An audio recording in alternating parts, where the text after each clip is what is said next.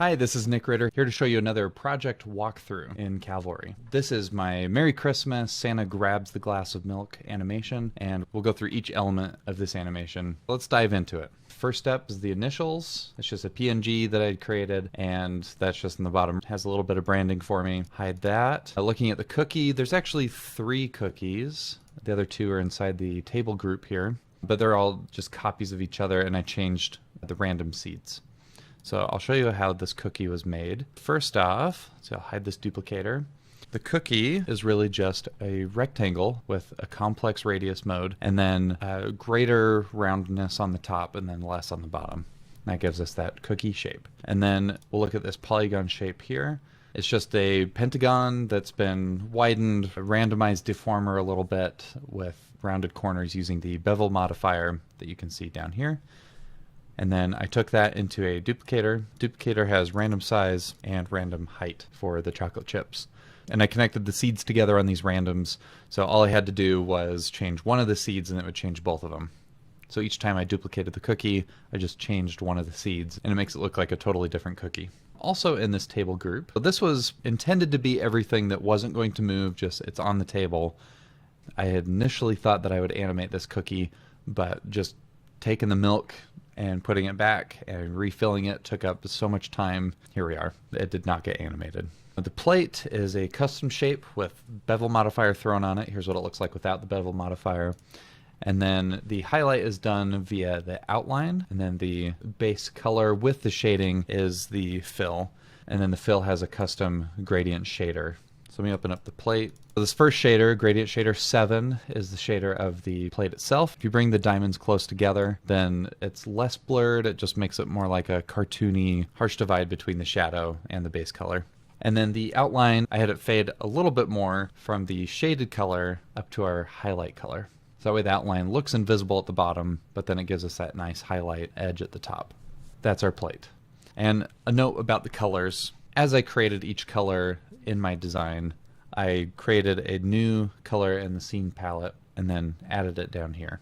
And then just by default, as part of my workflow, I connect these colors over to my shapes. So you can click the yellow or purple arrows to see everything that's connected into this element and everything this element connects to. So you can see it pulls from our default scene palette, color 5, color 6, into our gradients, and then it goes into our plate shaders. And that plate shaders lives here in fill. It's the first one, so it's labeled as 0. Okay, so there's our plate. Let's take a look at the top of the table. Top of the table is a solid color as its fill, and then the stroke has a gradient, just like I did with the plate. And then the leg is just a rectangle, so that takes care of our table.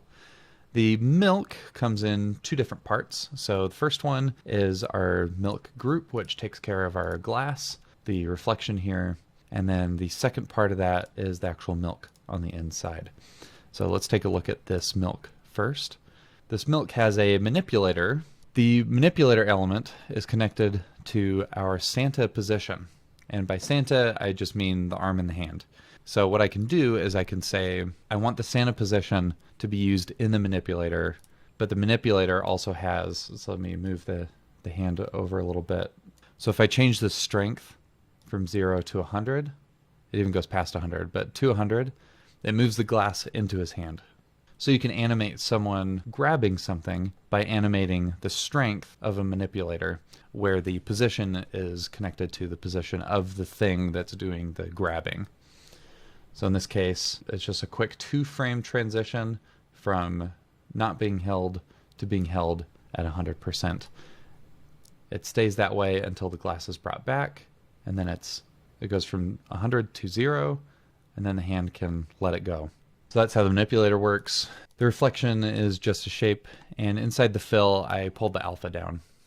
So nothing too fancy there.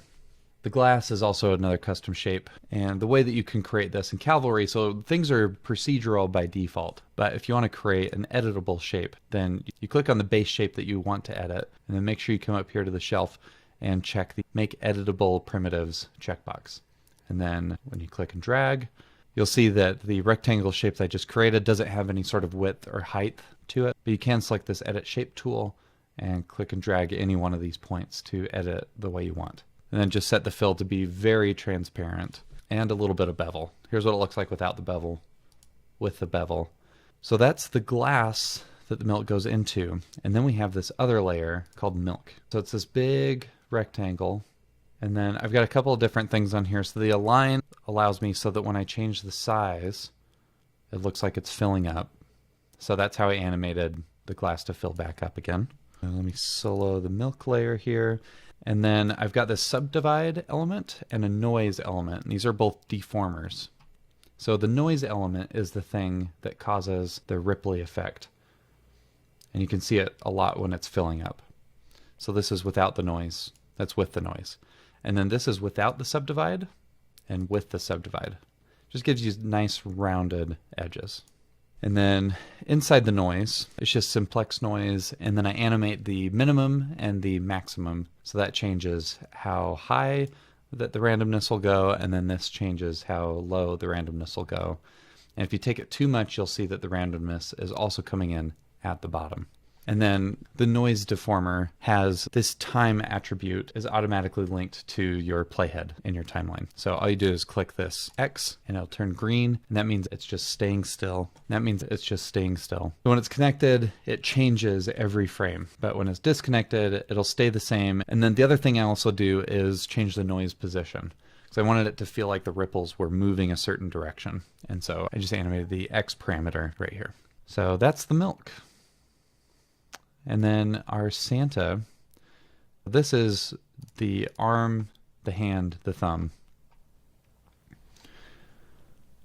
And then our little white piece here. And again, this was all made directly in Cavalry. I didn't design something in a vector app and then bring it in. It is all native. So we've got the thumb. So I used two different methods here for the gradients that you see. The first one I use on this thumb, and it's the same one that you saw on the plate, where it's just, I take the highlight color, I take the dark color, and then in this case, since it's a circle, I chose radial gradient, then changed the offset until it started looking like there's a rim light on his thumb. And then you can play with the size ratio here as well. And then on the thumb, there's this manipulator, and I'm not even sure I need the manipulator anymore. It looks like it animates just fine, so that must have been just some half-baked idea. So now we'll go into the sleeve. And as a child, it has this white sleeve. And this is where I'll show you the other shading method that I used. This one I think is pretty typical in things like Illustrator and Affinity Designer, where you duplicate the shape. So there's the first one, there's the second one, and then you just offset it down. Each one is a different color. And then for the actual sleeve, I went back to this linear gradient method. So there's the sleeve, and then the hand is the same as the thumb as far as how I executed on it. It's just a little oval here. Okay, so let's go to the background. The background has a few different things going on. The first is this color array. I'll go ahead and hide the text shape. I know how to make text layers. So our color array are these rainbow colors. This is what I wanted for my Christmas light colors. And I didn't want to go figure out my own color palette, so I just went into the preset ones in Cavalry. So at the bottom left, you'll see this bright library palette. You can click on this arrow here, and you can see all of these other color palettes that have come preloaded into Cavalry. So next, I created this polygon shape. It's a pentagon, and then I added a little bit of blur to it. And then I fed that polygon shape into a duplicator right here. Let's take a look at the duplicator. It's a random distribution, and I literally just scrolled through seeds until I found one I liked. So that's the duplicator. The background shape, I think, is where things get interesting. This is new ground for me. The background shape is pretty interesting. So I wanted like a tree, but out of focus texture back there without having to go grab an image.